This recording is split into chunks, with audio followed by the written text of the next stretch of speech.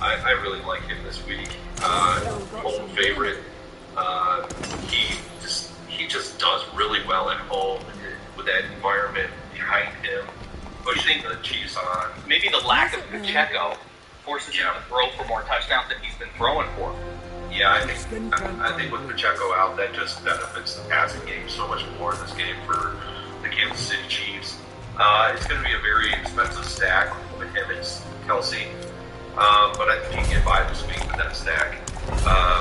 I think you have other pieces at other positions that can allow you to actually have that stack. So.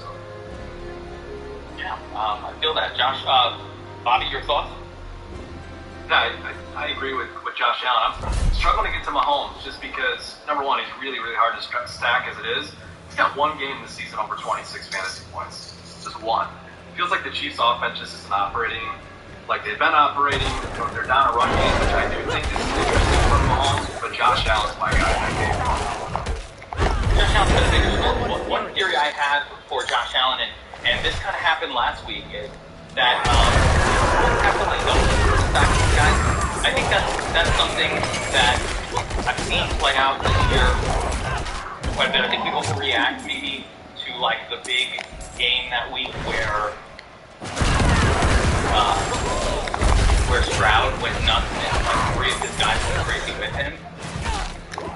Where that's just not that common, and that's rarely going to be the recipe for taking down a giant tournament. And a couple weeks ago when we were all in on I think it was last week or 2 weeks ago when we were all in on Josh Allen, if there was really only one pass catcher who got there, I think Allen ran for 2 touchdowns. I'm pretty sure that it was Gabriel Davis who caught a couple touchdowns. And everything else kind of spread out, and if you had a couple times he did get there. Even K-Shaq, best catches, didn't quite do enough. And so, my one thought on that game and that stack is you don't really necessarily need to overstack it. Josh can run for a touchdown. He probably will if he's getting you there. If he's getting you that high 30s number, there's probably like a rushing touchdown in the mix. Agreed. The other thing to note is that Dawson Knox is back, I think, right? This is his first week back. Oh, I believe Dawson Knox is coming back, which complicates things a little bit more with Kincaid. But yes, no, I think those are all good points. I would not force a double stack down. Yeah, there we go. All right, so let's I want to, and I don't want to speak for you guys, but I really feel like this game is the game to target this week, or the prime one, the one that stands out above all the others. So the question is, if it's not going to be, KC defense, as you mentioned, Burns, has been pretty good. Still teased down a little bit. The Chiefs games just have not been high scoring so far. Part of that is just the Chiefs offense slowed down. But again, I think we might see a new dynamic with Pacheco out. I actually think we might see a spark to where I want to like kind of overtake the order. What's happened up to this point? Those games had Pacheco. Like now we have a no Pacheco game where it's forced to throw. Maybe we'll see something different. But moving on from that one, what's your next favorite game to target? And I'll go to you first, Bobby. Well, I think I know what, but what's your next favorite game to target this week? I'll say Seahawks 49ers for Brunsy. I'll go with the Bears Lions. I think it's a divisional matchup. They're in Chicago, so they're not in the dome. I think people are a little concerned that it might be a little chilly, it might be a little windy. But we've seen the team put up some big points between the two in games like this. So, I think Justin Fields is a phenomenal play. He, for whatever reason, he's just torching the Lions on the ground. He did it again last week. He's done it the last 3 or 4 weeks. He's put up massive rushing numbers. We know he's been doing it through the air with DJ Moore as well. So, love Justin Fields. I don't really understand why people aren't a little more excited about Goff, too. I know the Bears' defenses look much better this way. Their run defense has been top tier over the last several weeks. Their pass defense is good. They've got playmakers, but they can be burned. And we saw that with Goff against the Bears a couple weeks ago. In the last 3 minutes, he threw 2 touchdowns and just shredded the defense. So I'm interested in both sides. The same price, Goff as Fields owner. Oh my God. So my question is, I'll tell you what I'm concerned about with Goff. Number one, I find it difficult to stack. And the difficulty being, there's so many weapons on that team. When everybody's healthy, it's like, who the hell is going to score? Yeah, you have a very expensive tight end. You have a super bright wide receiver. You have a couple of third wide receivers. But you also have two starting running backs. Like, I just feel like there's a lot of talent on that team, and I think it's going to be really difficult for, you know, those running backs to get there, slash, you know, can Amon-Ra get there alongside with Sam Laporta? Like, who get really big. So I think it's just challenging to stack. It's less fun than it is to just go, I'm going to play field and DJ Moore is in the lineup. Or I'm going to play field and I'm going to get crazy and play Komet instead of DJ Moore. It's a big difference. You know what I mean? Like, I just think it's a little easier to go the cool way. 100%. Justin Fields is far and away my favorite target. But you're right, Goff is unknown. Goff is interesting in tournaments. Yeah, very interesting tournament. All right, Barb, you take me to your next game up that you're looking to target. Take me through those quarterbacks or the quarterback that you're looking to involve. Well, I mean, if we're gonna, you know, I can touch on the San Francisco side. To be honest with you, from a quarterback standpoint, it's Purdy in this game. You know, Russ is not Russ. Smith is okay. He's not going to get it done. He's not going to time around. He doesn't have the home advantage. I need more behind him. San Francisco's just going to destroy Seattle here. It's not going to be really that much of a game. It's evident by the line as well. And that's why the luster of Purdy is not as high as the other quarterbacks that we touched on this week. A game that, you know, that could be potentially an opening game, you know, with, you know, the Chargers. I like the Chargers this week. I like pieces out of that game. It's a really condensed offense now. It's basically Keenan Allen and Eckler with a little bit of, you know, Jalen Guyton. Wayne Johnson just hasn't been getting it done. We can't beat Cow. So that game is, you know, trying to target Herbert in that game. I wouldn't mind it. You know, some of the metrics in that game just don't point me to go to him. But some of the metrics in another game that I actually don't like are the metrics that are leading me towards Cincinnati at home. He's a little more ownership projection high than I was thinking. I was actually looking at Browning to be a little bit lower in projection this week. He's a little too high owned for my liking right now. 8.5%, really high. I thought he was going to be 3.5%, 4%. If he was 3.5%, 4%, I would have ownership in him. Therefore, I'm probably not going to own him this week. That's really good. So we get to Burns, slide into another game, and take the one that I wanted to talk about. The Bengals. Sorry about that. Sidled in there. We got in there. Yeah, I think that Bengals Colts game has a little bit of pop to the upside appeal. So I agree with you. It's hard because Browning played on Monday and we all watched, right? We all saw the game, and it's nice when a game like that would have been hidden on a Sunday slate and nobody saw it. But when it's Monday night, everybody saw it, and that's the cause of, you know, the ownership spike. Browning, I don't think it's going to go higher than what it's showing here, although you never know. Right. I thought he played confident ball. I think it's an easy stack situation. I don't want to go crazy with it, but yeah, I think it's an easy stack with Jamar Chase, and it's like, hey, if they can do it together again, good stuff. But I certainly don't want to stake my cash game or my entire week on something like that happening. But I do love that neither defense is very good. I even think the flip side of that game is lots of goodness to be had from the Colts. So that game has a little bit of high upside appeal. I would agree. Looking at the rest of the game tiles here, or I'm even just going to go by the chalk list and say, I'm just going to give you a bunch of not super interested, right? And Baker Mayfield, you know, Russell Wilson, generally not going to be interested in him as a DFS play. Like, maybe, but probably not. Most likely not interested. Maybe a little bit, but mostly not. Lamar Jackson's just not somebody that I generally play in DFS very often. I don't know that. How do you guys feel about Lamar? For me, I don't usually go with Lamar. He's the same price as Mahomes and Josh Allen. I will certainly favor, personally, against Mahomes and Allen over someone like Lamar. Bobby, how do you feel about Lamar? Are you a Lamar guy? Lamar's been playing great this season, but it hasn't necessarily translated to massive fantasy scores. But I saw Burns' eyes light up a little bit. Did you ever thought on this? You're a Lamar guy? I will have ownership in Lamar this week. The stacking with him is not as expensive as the other guys that are above him.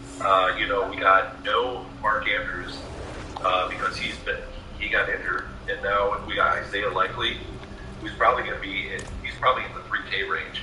I'm not big on Flowers stacking with Lamar, but Lamar can do it with his legs too. So he can get rushing.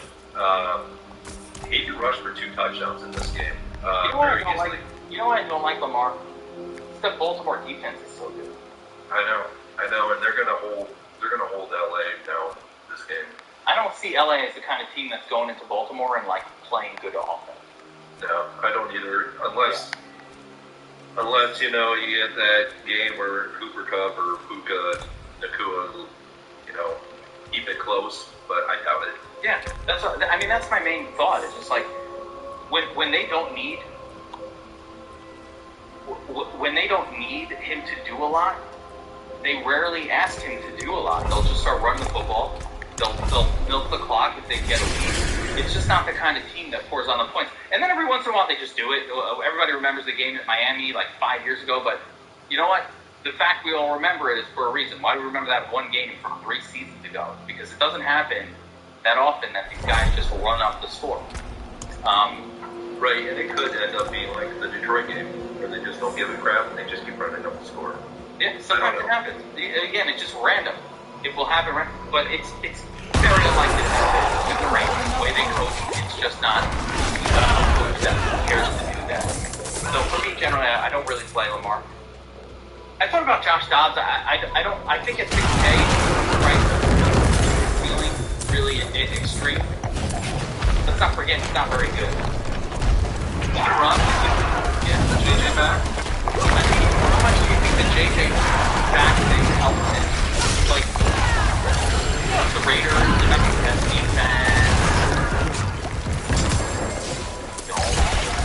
Is it a dome in Vegas, or is that just it's a dome? Yeah, right? And so, comfy, homey kind of environment for the team. I don't know. Are you getting exposure to him? You stacking a little Dobbs to Justin Jefferson, Bobby Line? I don't know. Maybe we're 5 lineups and you're 150. Yeah.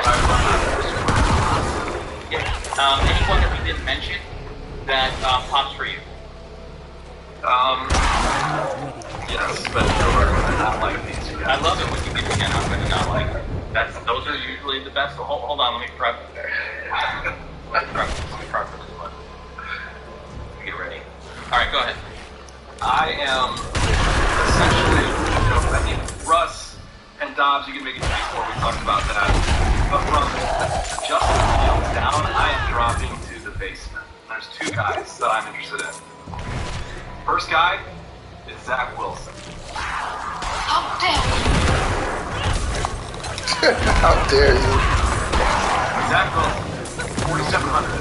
I really think, maybe you don't necessarily need Zach, I guess, but I think this is the Zach era Wilson.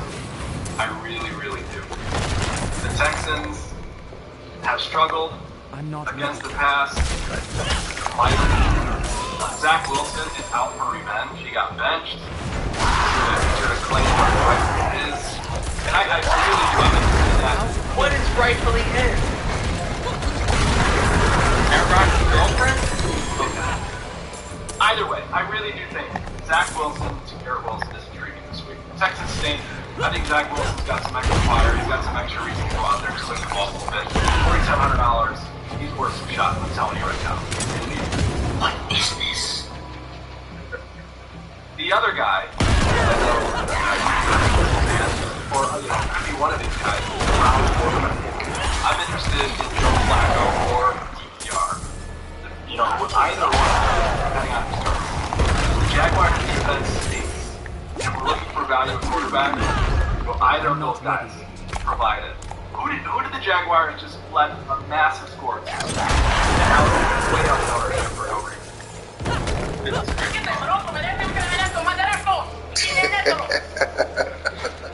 Alright, I opened it. I can get on board. Just in the fact that he had like some. How dare they kill me? I don't want to play. Like, I think to hear that he initially was hesitant to play. I don't think that was garbage. Rogers said that was. Yeah, I don't believe it either. Like, I don't truly believe that. But what does Wilson have going for him? The cheap price. I think I like Garrett Wilson. I'm not sure it's back. Yeah.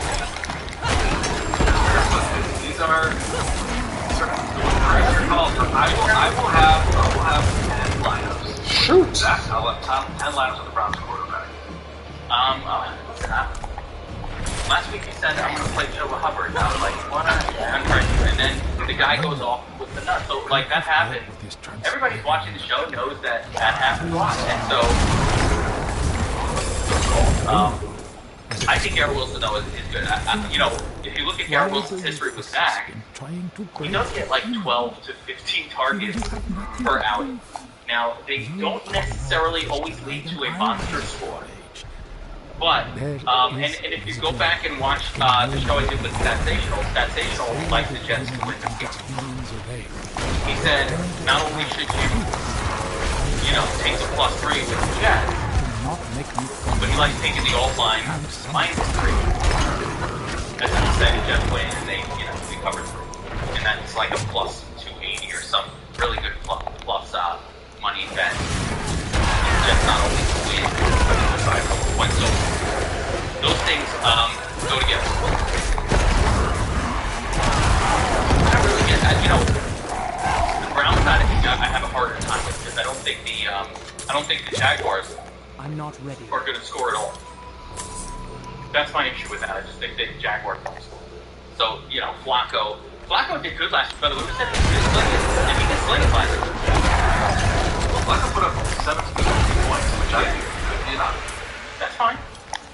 I don't think it's enough for this. It wasn't a week for the tournament last week, but it was he made value again with salary type of number. In the tournament, you guys go off like we're gonna have this with Justin Fields and Josh Allen. I'm all in. Are you all in on like how much Justin Fields are you gonna have out of your percent? Probably 35% Fields, 35% Josh Allen, and then and we talked about Browning earlier. We all is he dead or what? These guys are spamming. Well, but right now that he's chalky, I think all three of us agree that I liked it better when I thought I was like a percent guy. Thinking about it, seeing him here at 10%, almost the same ownership as. But he looked good. He looked really good the other night. But he looked competent as a quarterback. I'm not going to deny that. You guys will shift focus to the running back. The big news is advanced Checo out of this season, which means we're going to have to guess between McKinnon and Plenty there, or we don't have to guess. We could guess. We guess up. That's all the big things go at running back. I think experiments like Zach Charbonnet, the third highest owned, is real. Zach Charbonnet is going to be one of the higher owned running backs? No. There's no way that's going to hold. That's probably the weirdest chalk on the entire slate. I don't really buy that. That won't be here on, things change. Yo, the commentator might kill though. With sentiments over the weekend. So I'm seeing some weird shit here that I would just ignore. The Checo's not out yet, not marked out yet, as that news was fairly recent, but I think that, so I promised that we're playing. Oh, that's what happened. The Brown exploded. Right at the top here. Okay. Now, get you up out of there. And we got burned. Technically, we got burned, but in reality, I think he was in the nuts line. He was. He was in the Millie Maker winner anyway, so it was the right move. We went core on a Millie Maker spot. But he didn't have a good score. But I want to show why he didn't have a good score. Who's this person? They handed him the football, I think 10 times inside the 10-yard line. So, that's the most opportunity that any player in a single game all season. Like, if he had every opportunity, just put up a touchdown and smash it in this spot. Okay, actual bearing. He had a 94% snap catch. They didn't even let him go. He played every snap. Oh shit, get away from that. That was a matchup against the #1 DVOA. Got like 2 more deaths against the run Titan. Now we get like number 30 against the run with the Bengals. So the formula is massive volume against a porous run defense current. I read it in your book. Page, and it's like this guy is going to get all the touches, but make sure he's going up against the worst defense. That's right. Like, what more? Like page 63 on how on winning the $1 million game, how to win DraftKings Millie Maker. It says play Zach Moss in NFL Week 14 and don't sweat it. Yeah, so that's a much better call for play than last week. But it was cheaper last week, first. I go to the bargain shop. You put them under 5K. I'm like, on discount, I'm in. Yeah, I understand it. And I get it. He was in the Millie Maker winning lineup. So was Greg Thornton. It was just a really weird week last week. But he wasn't the best play at running back last week from a metric standpoint, and that held true. Yeah, he was $4,600. He was 65, 66% owned in the Millie Maker last week. That's why. He was upwards of 90% in single entry contests in 3 matches. Oh boy, you are too freaking strong, my boy. Ownership in him. People got burned last week. You're probably going to see more towards the 35-40% range of him. And the $1,300 price tag veer people away from him a little bit more than they did last week because he was $4,600. The matchup is pristine for him. If he doesn't get it done this week, it's just because he's not a good running back. It is because the matchup is so pristine against Cincinnati on the road. They've been very bad against the run this year or so. I can get behind this all-in call. I also think that the running back position is thin outside of a couple of top plays, so that's why I want to get an all-in type call. This is the overkill. I don't think that this is that week where we're going to find 7 different running backs that put up big scores. I think that will be wildly difficult to figure out who the big scores are outside of a couple of main plays. And again, I think that's why the ownerships are all wonky on the screen right now. Like, what's going on? Even the ownership AI can't figure it out at the moment. But Moss is my guy. The other guy for me is Christian McCaffrey. And looking, right off the bat, the 100 rating, this is important. That tells me that every criteria that I look for in a running back matchup-wise, volume-wise, metrics-wise, projection, everything is as good as can be. You can't. There's not going to be like a better spot for Christian McCaffrey this year. This is it. This is as good as it gets. And the 49ers are a team that will lean on the run. And then there's a second component to this, guys, that you're going to appreciate. The 49ers are a team that's going to lean on the running back when they can. That's how the team is built. But the second component to it is this whole slate doesn't really have anybody else where I'm like, oh my God, I got to pay for Tyreek Hill. I can't afford Christian McCaffrey. Like when you look at the wide receiver group and the most expensive ones, yeah, it's cool, but like, who are you playing? Christian McCaffrey or Stephon Diggs? Like, Stephon Diggs' bad game, he gets you at 6. McCaffrey's bad game, he gets you in 8. Like, there is a different floor between these two guys.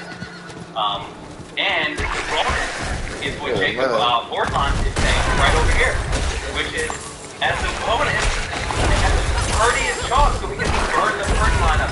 a little bit in McCaffrey's match, although pretty close.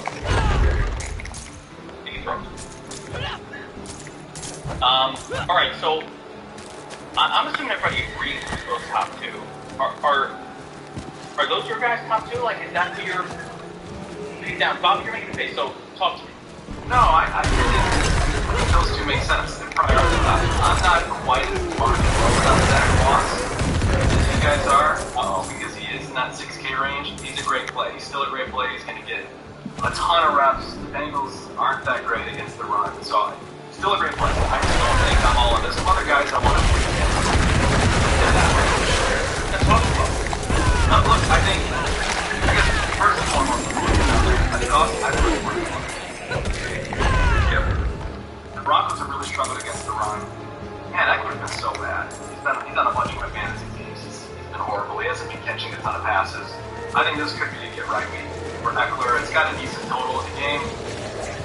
Like I said, the Broncos have not been good against the run, and the Chargers are desperate to get something going. So I think they lean on Eckler here. I think he's an intriguing payoff, and I don't hate the idea of having two spendy running backs. I think that's an interesting strategy this week with Eckler and McCaffrey. So he'd be another top guy that I want to mention. Really different way. With Eckler, the coach came out and said, we got to look at some other options. We got to see what's going on with this running game. There were murmurs from the coach, and what I like about it is the murmur would get you off of that. Like, oh no, they're gonna load up on Kelly, or they're gonna give it to Isaiah Spiller. But Spiller would be the guy. Not Kelly. Spiller is better than Kelly. But so I think the field will interpret it that way when the coach said we need to look at other options. The running game isn't working. I looked at it and went, what if this is like a kick in the ass for Eckler to go nuts? And like the man himself, Austin Eckler is a big fantasy football guy. He is well aware of what's going on. Like he understands like stats and everything. So maybe this is that game where he's like, no, I feel great because and he will vintage on the Eckler game after.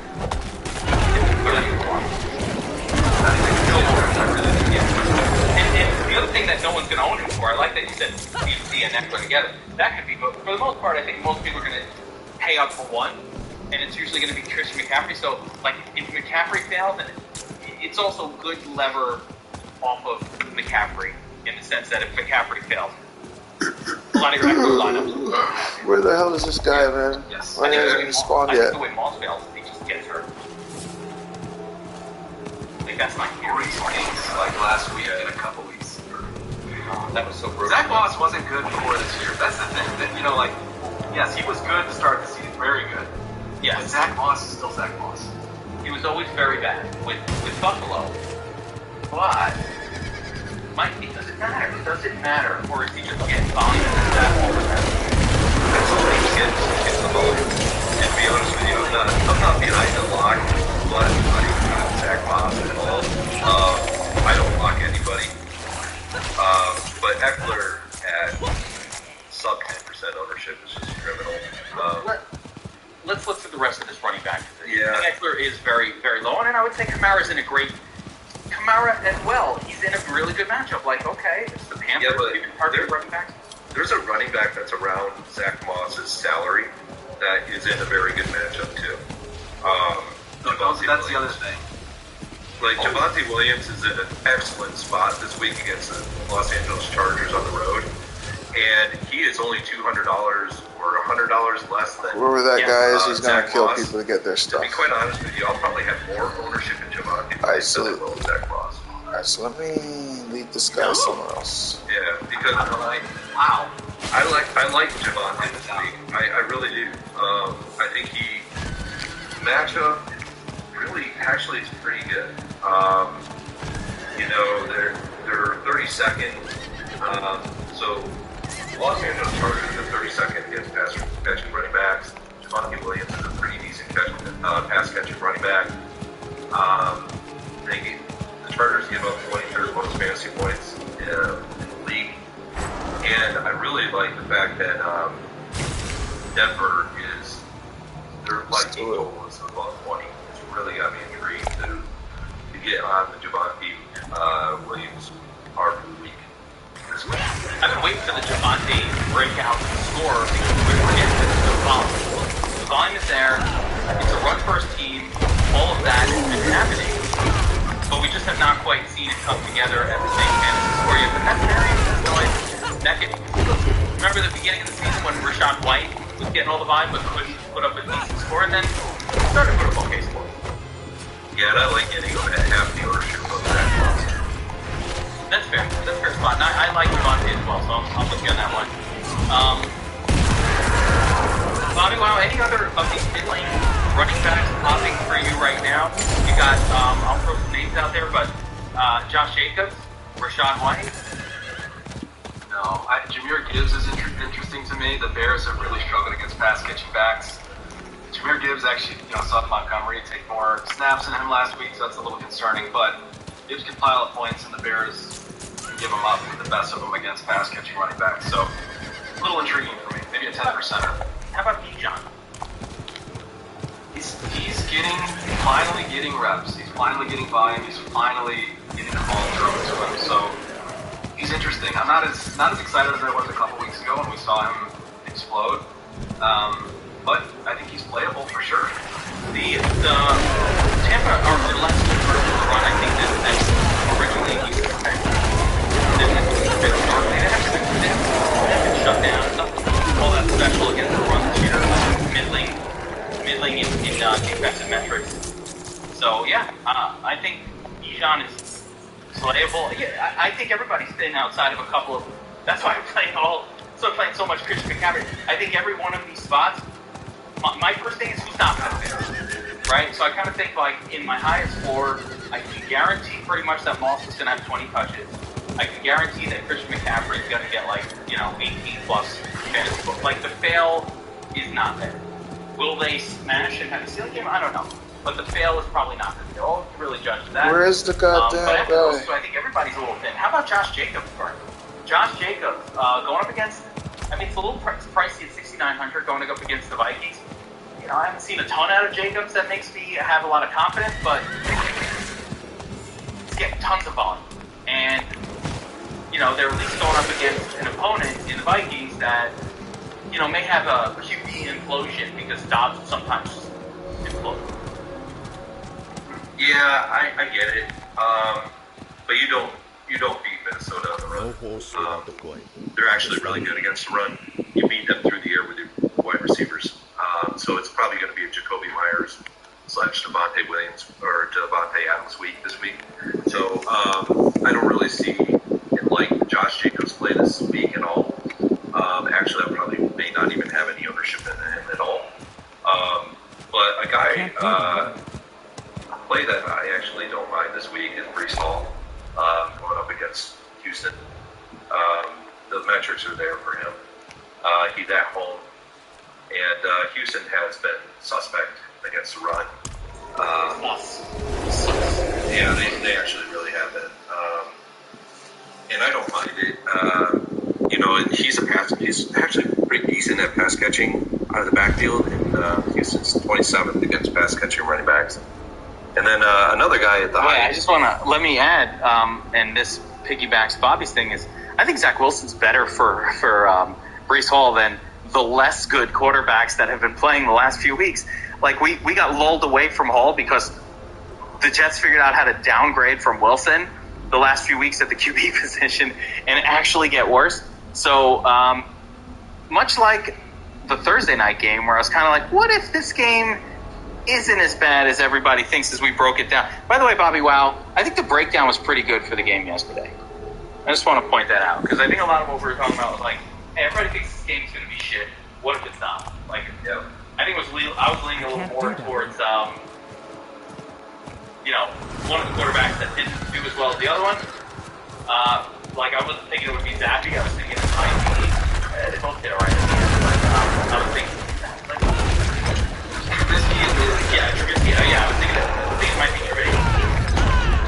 Zappy. Those guys put up perspective before. We talked about that. We said identify the leverage. If you want to take down a tournament, the first thing you do is identify the leverage. Zappy was 5%. Oh, not FanDuel with MVP.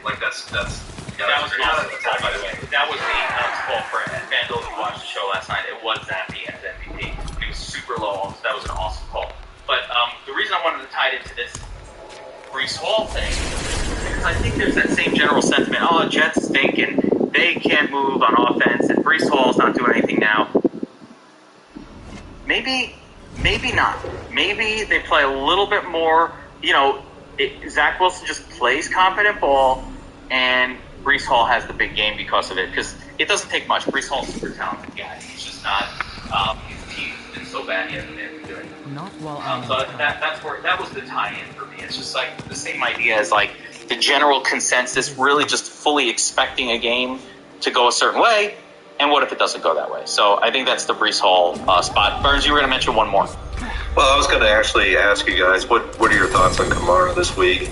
I'm hindering back and forth. I'm teetering back and forth on him.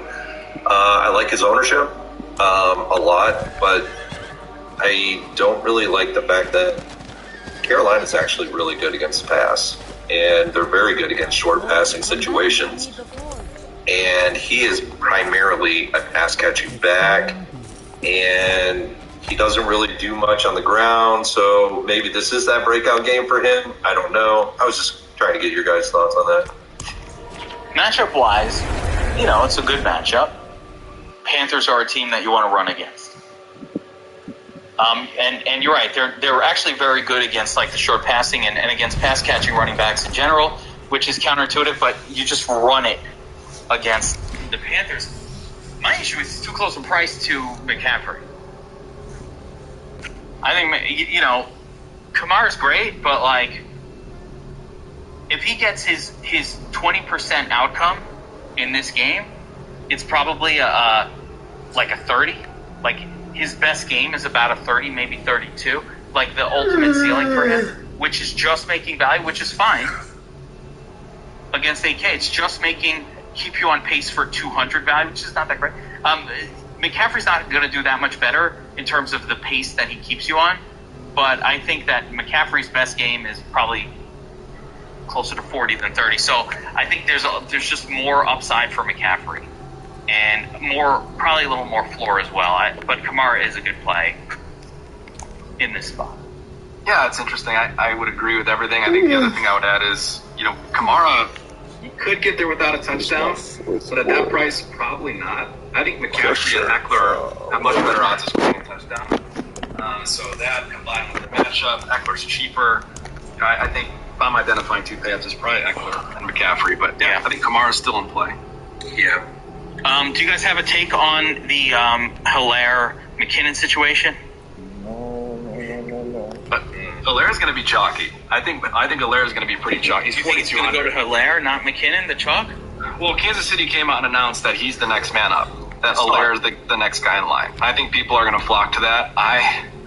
Look, the Chiefs couldn't run the ball with Isaiah Pacheco, and they're not going to give Hilaire. He's not going to be a workhorse. Hilaire, I don't think he's going to run the ball 20 to 25 times. Maybe I'll be wrong. I think if you're going to get someone from that game, it's going to be McKinnon. That's who I would go with. He's fully healthy. We talked about earlier. The Chiefs they're gonna want to pass the football more because Hilaire he's no Pacheco, and they already been struggling. So I like the idea of getting some McKinnon instead of Pacheco, instead of Hilaire, especially if Hilaire is going to be chalky. That's the way I was going to run with it too. If I get any exposure to Kansas City running backs, it's going to be with McKinnon.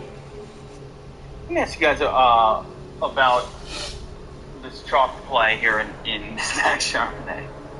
Are you going to have any Zach Charbonnet at all? No. Yeah, that's a glitch. Kenneth Walker's probably going to play too. Yeah, I think Walker will end up playing anyway. And, I don't want any Kenneth Walker either, just to be clear on that. But, yeah, what a weird one. There's a couple of cheapies that I thought about, and I wanted to throw this to you, Bobby Wow. I thought of you, and I was like, you know what, I'm not even going to deal with this. I'm going to ask Bobby about it. And that's Roshan Johnson. Is he somebody that I need to be aware of this week? I don't think so. He'll be good for the Bears. He'll be the starter next season. Devonta Foreman's back this week, so it's going to be a three-headed monster behind the actual RB1, which is Justin Fields. That's what I needed to hear. I'm like, he's in my mix, he's not, and then I was like, why am I sitting here, going to sit in my house, in my office, trying to figure out something that Bobby Wow already knows? I'll just wait to talk to you about it So that's good to know. Any other? Let me sort this by salary. Any other running backs that are popping for you guys? We didn't really talk about Mixon. I don't know if you're interested in a Mixon. Here, the other side of that, he had his yearly 3-touchdown outburst last week. Can he? He got that out of the way. We knew it was coming. It happened. Can he do it again? Is it even worth bothering with this guy? He's, again, same price as Moss. He's right there with he's very nice little leverage off of Moss or Javonte or number 2 RB of your choosing. He's in play. I think Chase Brown is lurking though. My fellow Illini, Chase Brown, is lurking there. He got 9 carries last week. Looked like the better back, to be honest. He's a better runner. I think he can catch passes. That's my concern with Mixon. I think if he gets the volume, he could have a good week again. I think that he was catching some passes last week. He was getting the ball near the end zone, which again we talked about on the pod. Joe Burrow does not hand the ball off near the end zone. No. Just doesn't.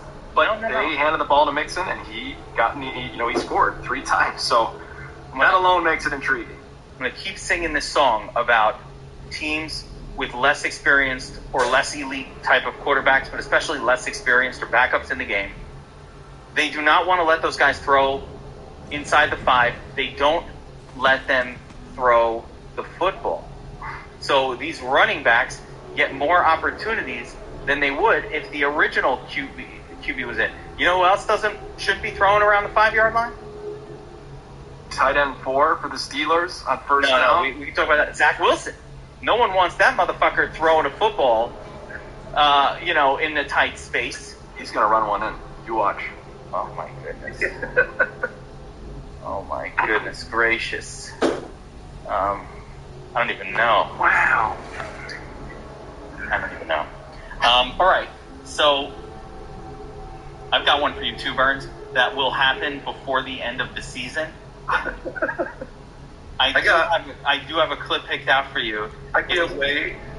And I can't wait for that sweatshirt too. So cheers. The sweatshirts were mailed. My wife, God bless her soul, was packing up fucking swag sweatshirts for the last 2 days. I took a picture of it.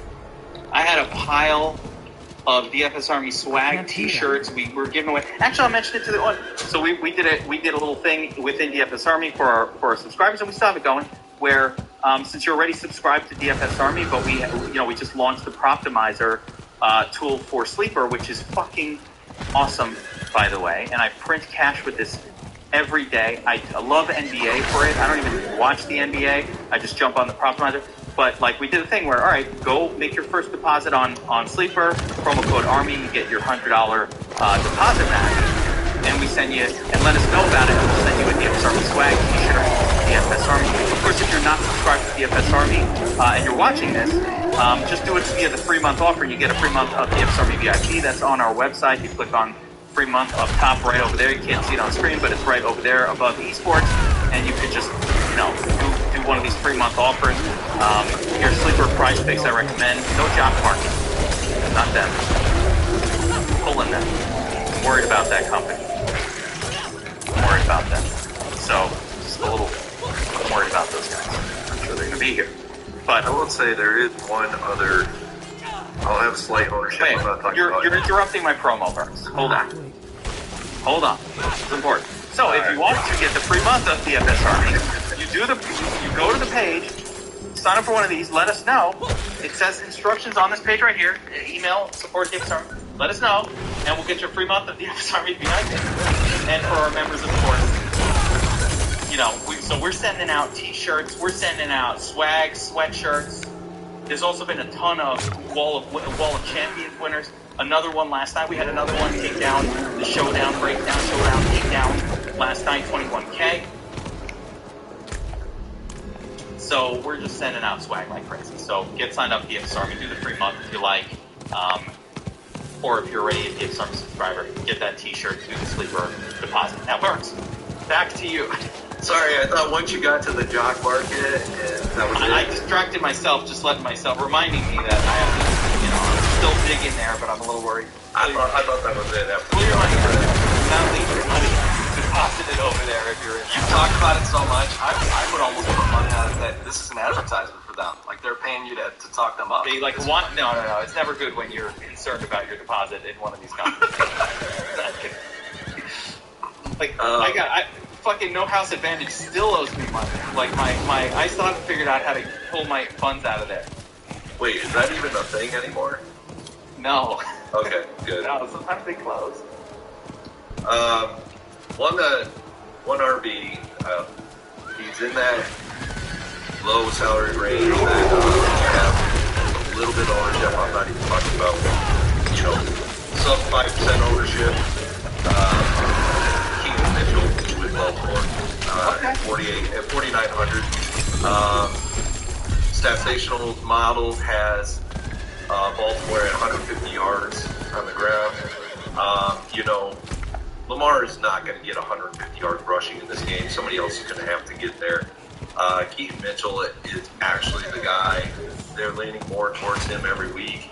He's playing 4,900. You got guys around him. It's Jared McKinnon.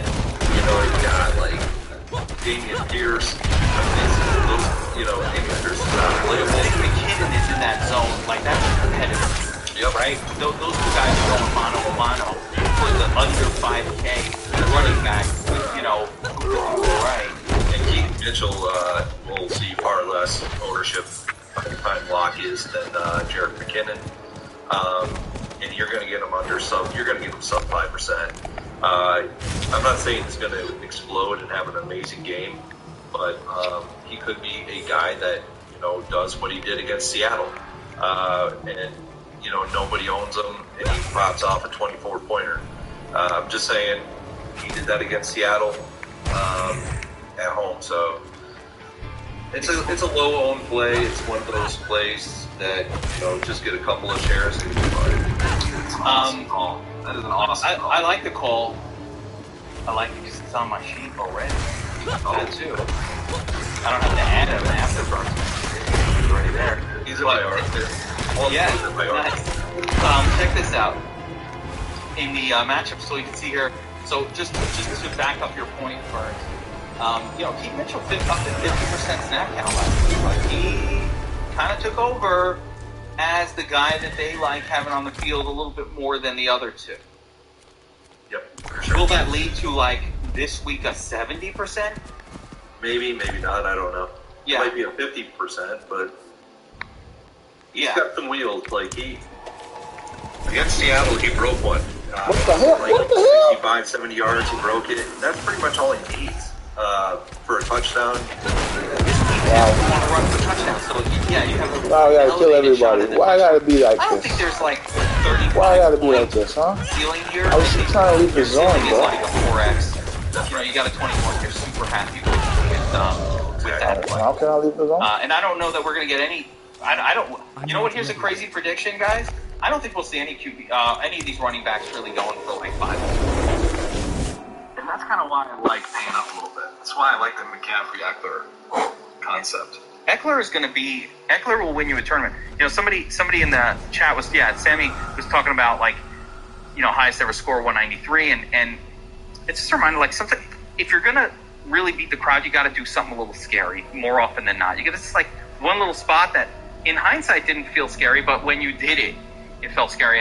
And playing Eckler, especially playing double expensive running back, that's going to feel really scary. But more importantly, Eckler, after the last 4 weeks of paying up for him and ruining your lineup, makes it really scary to want to play him this week. But that's when you got to go back to these guys. Just like Mixon this past week, where we're all like, oh, Mixon sucks and he has such shit. And then he gets the 3 touchdowns, or the 2 touchdowns. How about Hunter Henry? Hadn't seen a target in weeks. 2 touchdowns, Henry. That's how it goes. He does that every year too, though. He does. Let's shift. Let's. I don't think we left any. I don't think we left anything out at the running back. We left some names out, but I don't know. I'm not that excited about Rashawn White. I'm not that excited about Kyron Williams. That Tampa Bay Atlanta game could end in a 0-0 tie. Yeah, So boring. It's not a fun game. Chuba Hubbard, you're not going back to that? Not Chuba for me this week. How do you guess? It's like last week but not this week. How do you know? I know, I think you do it. Brilliant. Alright, so let's talk wide receiver. And let's tranche this out as stud, medium stud, as we're an hour into this and we have hard stops here not that long from now. So I'm remembering that we have that. So let's just go stud, medium, dud at the wide receiver position. And right at the top, let's talk about the top group here. And without getting too much into this, Stephon Diggs, Keenan Allen, Justin Jefferson, Amon-Ra, Evans, Chase, Nico, Devontae, and we'll look like for Cup Pittman. We'll go from all the way to the top down to 7K. So I'll start with you, Burns. Give me 2 or 3 of these guys that you're really building around this week, that you're excited to play. Does not matter the price range. Even the standalone, not just necessarily stacked with their QB.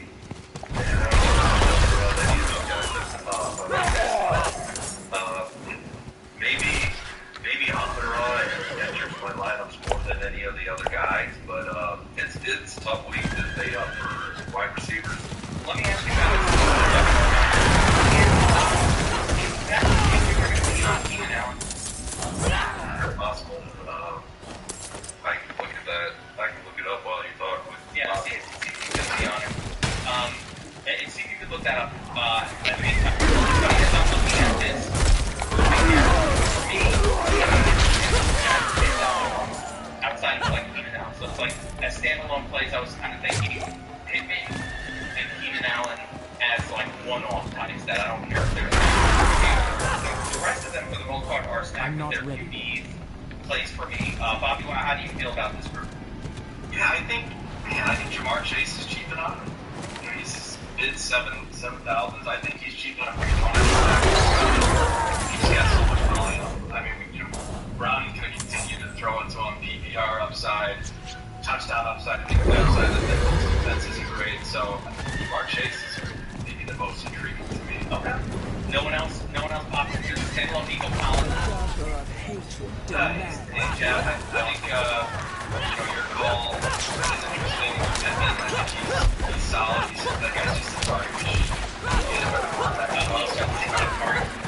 60 targets. I don't care if it's got it. 60 targets on it. What about Justin Jefferson? 5% Justin Jefferson. That's intriguing. A little bit, yeah. He's going to be but he's going to be healthy. They've been waiting until that guy is. He is fully healthy. Yeah, I think Justin Jefferson. But the problem is, I don't think Josh Dobbs can support 8K wide receiver. Period. I don't think he has the skill set to produce a game from a wide receiver viable and not convention. They also have Hawkinson, who loves throwing. They have Addison, who's now a breakout star. So I think they're shooting out speed. I actually think long term we're going to see football in the weapons see that, like the 85 to 9K level might not be where Justin Jefferson settles in long term for the rest of the season anyway. But I see him, in the Devontae Adams, like all of a sudden now he's down to 7 because wait a minute, this QB just does not produce 35 games. He's got to go at 8,300. All right, let's do the math. 8,500. We're talking 35 plus fantasy points for me to really care about it. I'll say 30 plus. A little under. I'll give a little under. I'll say QB.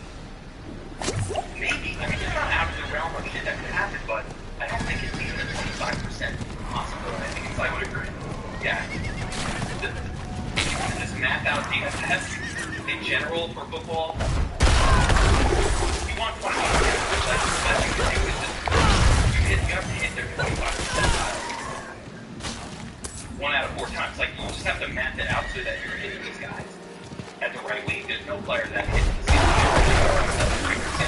That would be a little spike game. I'm not sure that Jefferson does it. Anybody else in this group? I don't think Cooper Kupp and Nakua are super interesting for me. No, I like this right.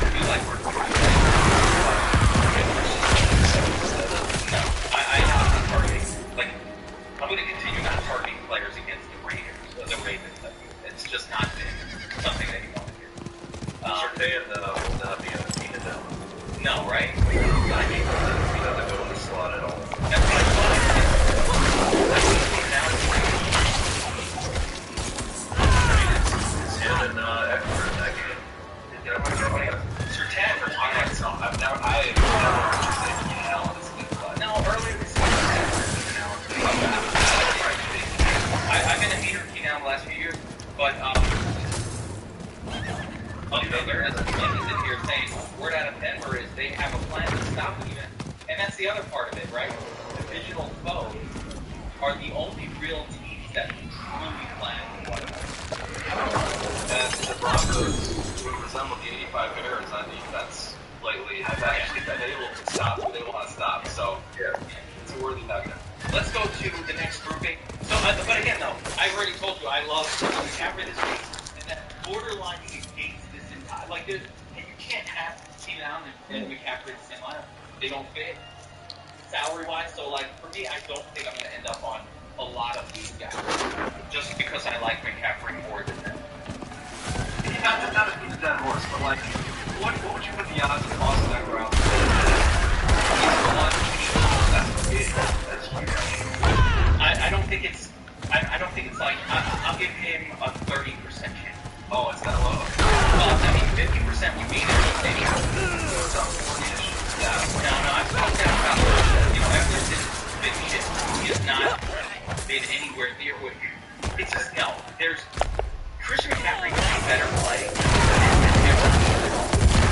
Yes, okay, but I'm trying to compare Allen and Eckler in the back this week. Yeah, Allen or Christian McCaffrey? Or what are we talking about? I'm comparing Austin Eckler with Yeah, just sorry. like you. I thought we said Christian McCaffrey. What are the chances of Eckler out? Yeah, I'd be more in the 40% range. I'm with you on that. I don't think it's that. Yeah, I'm kind of like that. You're right. Yeah, that's the way. If they just throw to Eckler, he's gonna have a big game. They just haven't done it. yeah. Eckler's been games that come because he ran from 50 yards. That's not where he put up a 30. He put up 30 when he got 7 receptions and 120 receiving yards. That's how he gets there. I don't know why they don't throw him. I really don't. All right, let's move on to section 2 of the wide receiver zone. Okay, sub 7K guys, we're gonna have to flip. We're getting better in this zone. And Bobby, well, I'm gonna throw this guy at you, but I want to kind of go and give you your 3 favorites between 7 to 5K. But before you even do that, Bobby, how much DJ Moore is too much this week? Is he the best play? He's a phenomenal play. Yeah, Is he best? Is he the best in the zone? Is there a better play? I'm going to put you on the line. Is there a better play priced from 7K down to 5K than 1.5% on DJ Moore? in terms of floor and ceiling, no. I think DJ Moore's got a very solid floor. We hammered him when the Bears played the Lions last. He had 7 catches, just about 100 yards.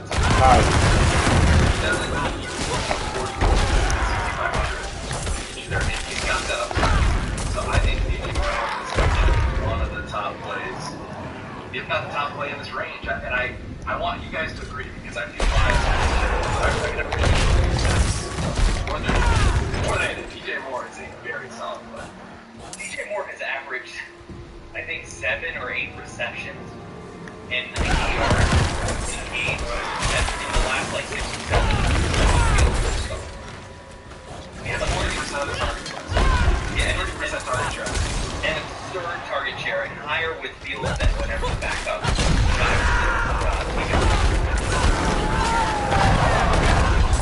You know who's better than any player on the Jets right now? QB, T-Bag. Better than every Jets quarterback on the roster. But anyway, yeah, I love DJ Moore. And how we're looking to start to know that will be that by that I mean like 20x the field or something. Who else though? Now that we got him out of the way, Bobby, give me your 3 from the group that you're focusing in on. Oh my gosh. Well, 7 to 5K on DraftKings. DJ DJ Moore would be one of them. I would also say Garrett Wilson is a G4 play for me. Yeah. I like Garrett Wilson a lot. 5,500, tons of volume. Again, the PPR at 5,500, he doesn't have to find the end zone to get you there on DraftKings. So, Garrett Wilson is really intriguing. And I think I'm going back to Gabe Davis. Gabe Davis is interesting.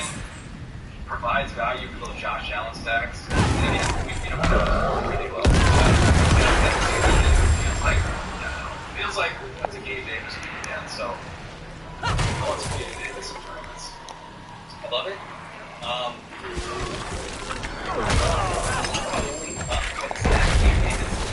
With Josh Allen, but that's because I'm going to have so much Josh Allen that I'm not going to allow those type of plays to destroy non-Josh Allen lineup. So I'm going to contain the damage. I'm going to say both as well. Yeah, that is a stack with Allen play, but yes, I like it. Burns, what about you? The zone here. There's not that many good plays in it. It's limited. Yeah. It's not like you're like do this 10 and you're trying to do like a 3. I don't know if I can pick 3 then. So give me 3. Yeah, it is a really thin week this week at this range. I agree with Garrett Wilson 100%. I'm all on board there. I'm all on board with DJ Moore with Bumpy on that too. But a guy we haven't mentioned, maybe Jacoby Myers this week as well. He's a target guy for this offense, and Aiden O'Connell has really had a real good rapport with Jacoby Myers, so he's a guy that I would add that's in this particular salary range, and a guy that's slightly below the salary range, but not. Wait. Hold. You always do this to me. I was only going to go $100 below. All right. I'll allow it. Josh Downs. Downs? Yeah. That's where I'm going to go. When you waste that, then when I go to the next range, you use them up. But I'm killing you tonight. I'm sorry. yeah, then I forget. I knew you'd go there too. I like Josh Downs as well, and I was thinking like, oh, is Pittman in the zone? He's not. I agree. As we're talking this through, guys, listen, I do believe that one of the two big dogs for San Francisco will have a nice score. So certainly Brandon Ayuk. I'd probably lean Ayuk over Debo just because Debo did it last week. And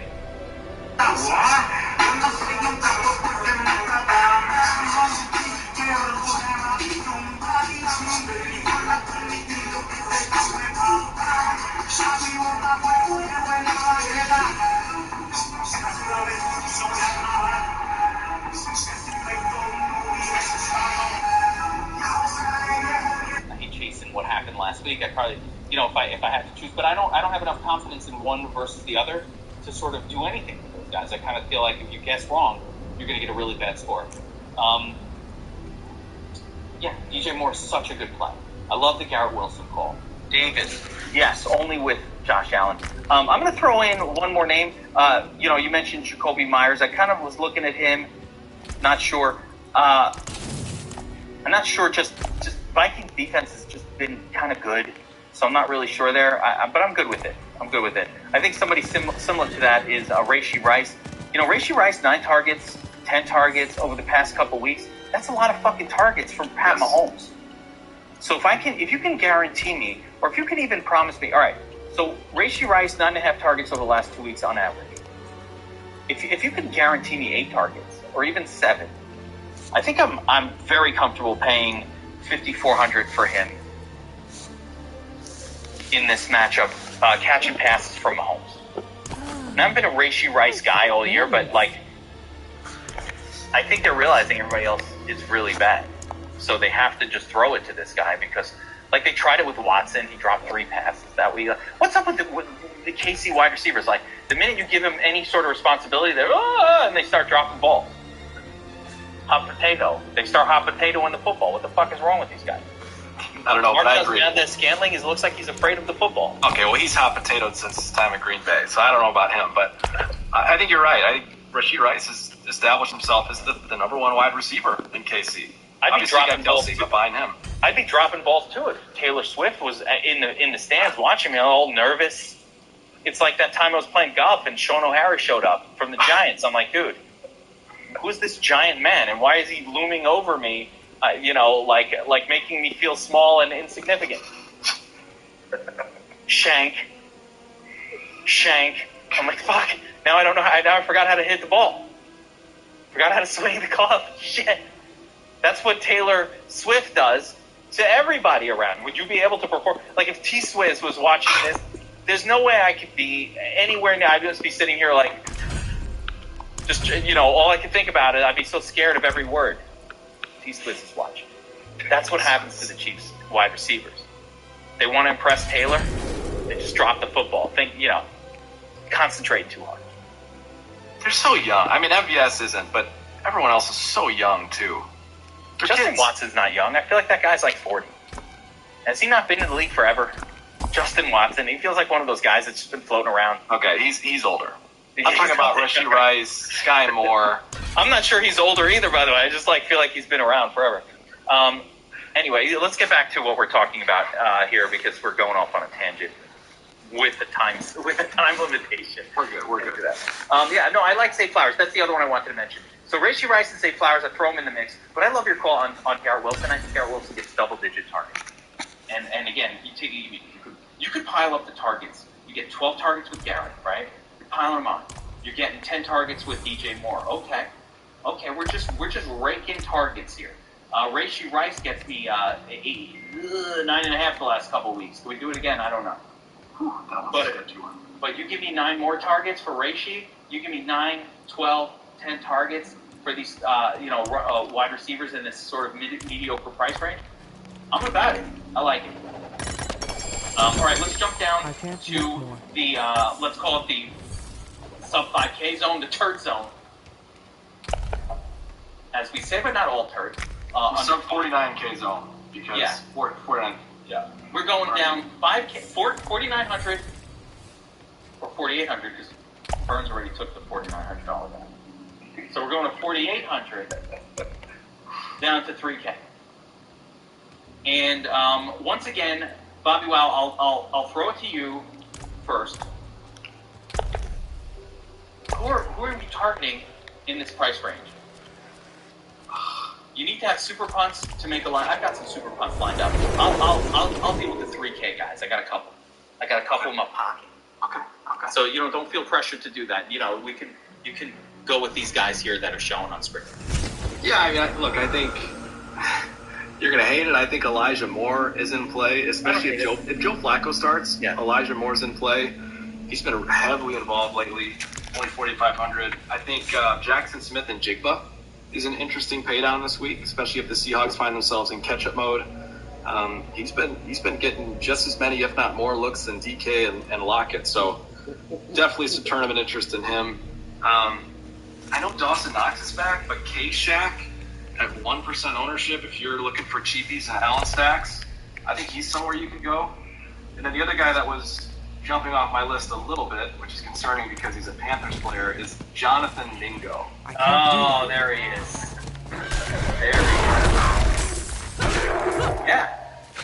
He's popping the DS. Mingo, 10 targets last week. Here's what's exciting about Mingo. Those targets were first read.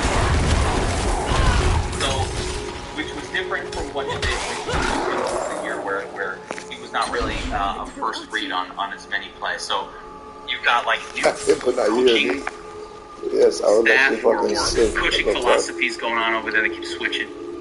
And Mingo all of a sudden being actively targeted. At the expense of people. But 3,200 Mingo, I love it. Burns, what do you say? One other guy quick, and I just want to mention Jameson Williams. Detroit Lions. Yeah. Big play guy, scored a touchdown against the Bears a couple weeks ago. He's interesting. Low floor. I would say if I'm comparing him to Mingo, Jameson's super low floor, but has that ceiling of the style of play that he does. And Mingo seems to have a decent target floor, although I'm not sure that he's got that 25-point ceiling because Bryce Young is not very good. Burns, what about you? I mean, each and every one of those guys is right up the lane, and I don't. To be honest with you, there's not much else in this range. You guys put them all the good ones, but stay right there with those guys. I'm going to give you two more names that I'm going to add into the mix here. One that Bobby Wow is going to absolutely adore, and you're going to appreciate it. And another one as well. Drake London, I think, needs to be mentioned. We target wide receivers against the Bucs all season long. I'm not stopping them. I'm not stopping them. Pass rate over expectation against that team is significant. I'm not stopping. I like Drake London. He's a number one wide receiver, 4,600. I don't care what else is going on. Yes, he sucks. Yes, Des Ritter sucks. All of those things are absolutely true. He doesn't suck. Actually, Drake London's a fucking stud. But yes, Des Ritter and his QB and his coach sucks and his fucking QB is not very good.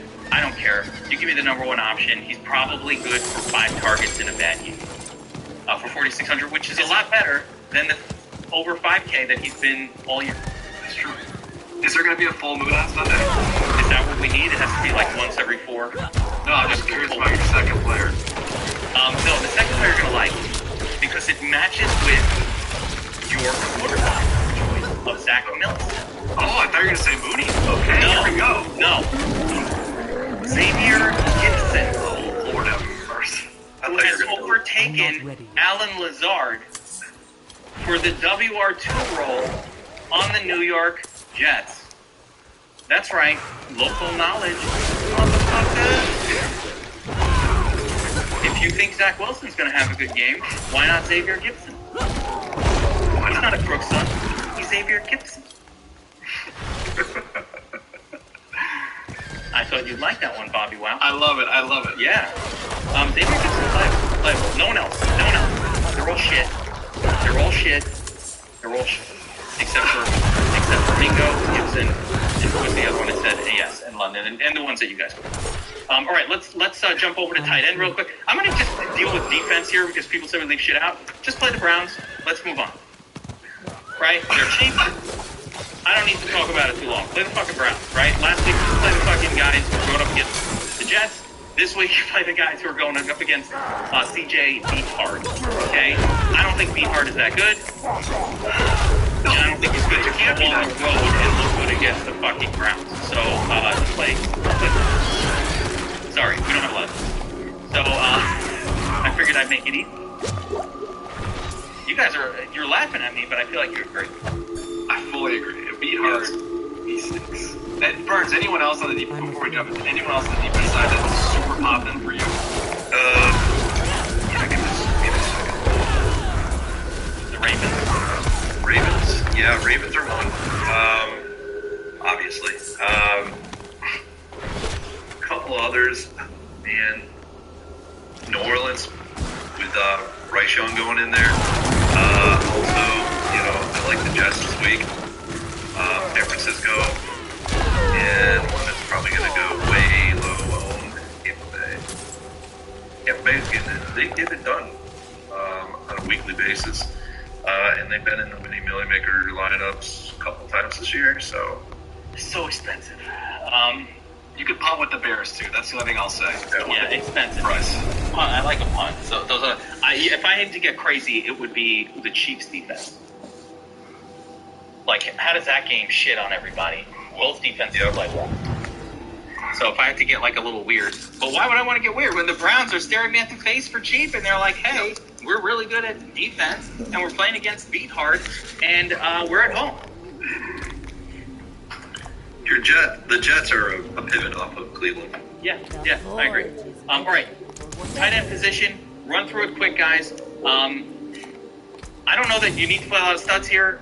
Just give me 3 names across the entirety of the position group that you are most focused on this week, and we'll call it a show. Burns, you go first. Burns, you want to go with that? I have some too. I can go.